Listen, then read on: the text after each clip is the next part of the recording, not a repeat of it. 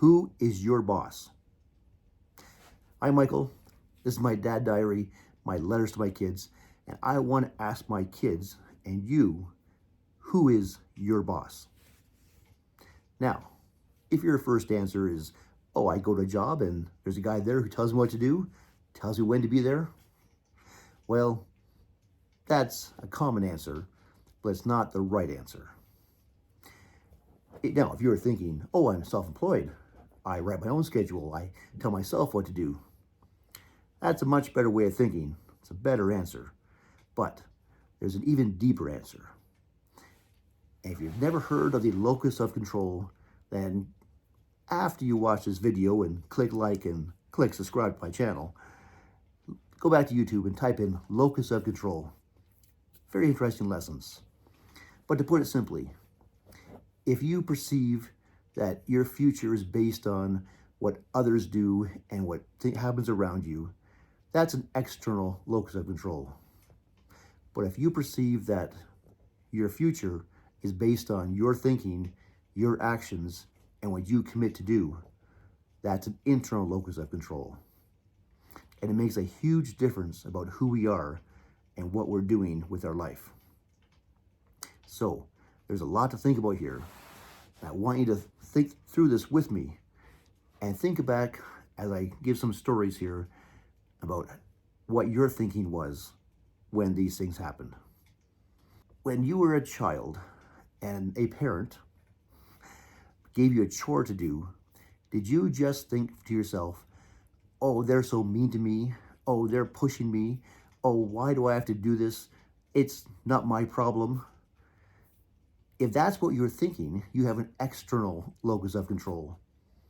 You're just seeing how others are affecting you and not taking responsibility for what is actually in front of you.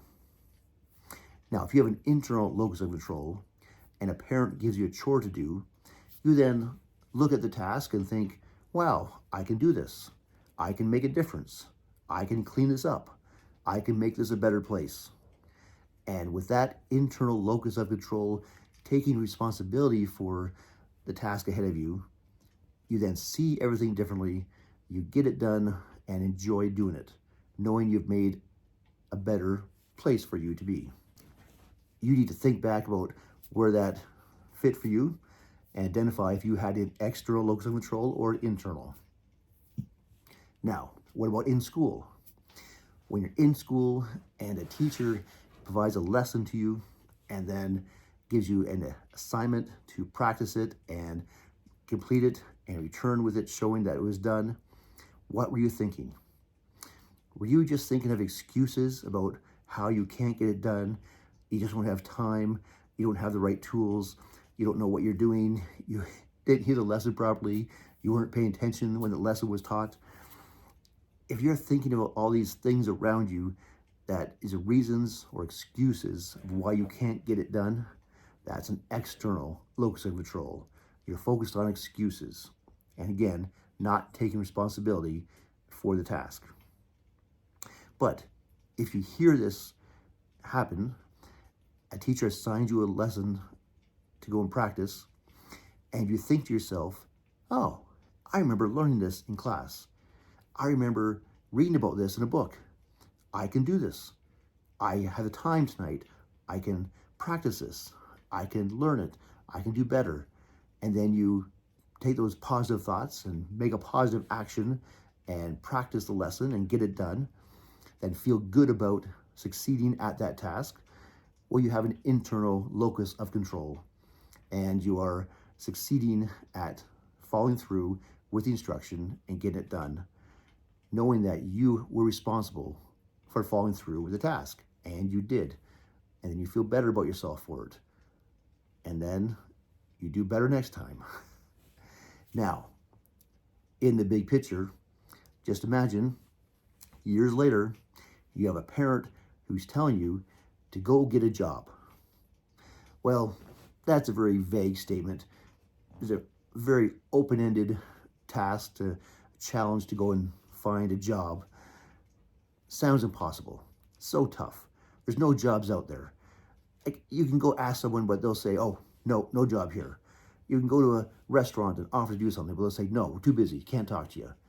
You don't have the skills. You want to go to another job and they'll say, well, what work experience do you have? Oh, you have none. Oh, not going to hire you. You can go to another employer and ask, and they'll look at you and think, oh, he doesn't know what he's doing. Not going to hire him. Yes, those negative comments are out there all the time. We've all heard them. We all know it's true. So why bother? Why bother trying when all these negatives are out there? Well, if you have the external locus of control, you're thinking of all these negatives out there, all the reasons why you can't do it, all the excuses. And so you just don't try. But if you have an internal locus of control, if you can say to yourself, I know I can do something good, I know I can go and try, I'm going to go ask. And sure, you get told no many times over, but you say to yourself, I can go try again. I can ask somewhere else. I can practice something first. I can learn a skill and then go and show that I can do this. I can tell them I am trainable. I can show them that if they teach me something, I will learn it and do it well for them. So think through that. Think about what your thoughts were when these challenges came along to you. And realize for yourself, have you been external focused or internal focused? Now, if you are external focused, you're not going to go very far in life. You're going to find excuses. You're not going to take responsibility. You'll blame others and not find solutions in yourself. Focus on the internal locus of control. Now, when you find that and you focus on that, then ask yourself, who is your boss? And then you answer very confidently, I am my boss. And when you can say that and you realize you are the president of your life, you are the CEO, the CFO, the president of your life incorporated. Now, what does that mean?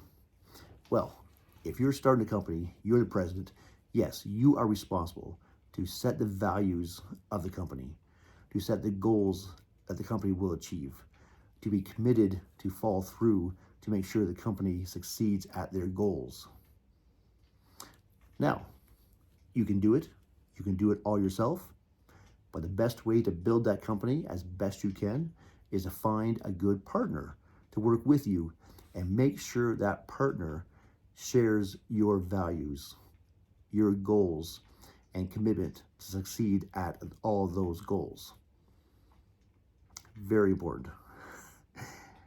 A good company has a leader who knows the values, the goals, and is committed to it, and has a partner who also knows the same values and goals and has the same commitment to succeed, to build that company as best as you can. Now, it's also very wise that a company has other specialists working in the company. A big corporation will have many vice presidents with other specialties to help the company grow. When we look at any corporation, we know they'll have a department for research, department for sales and marketing, another one for production, or other just administration and so on.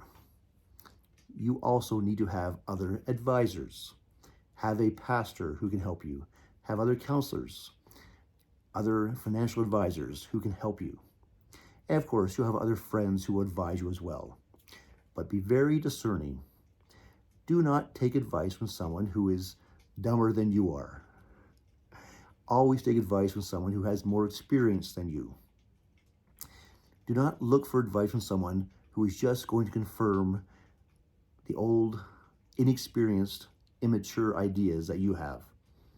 Look for someone who is more experienced, who has better educated ideas to share with you, to help you grow and challenge you to be better.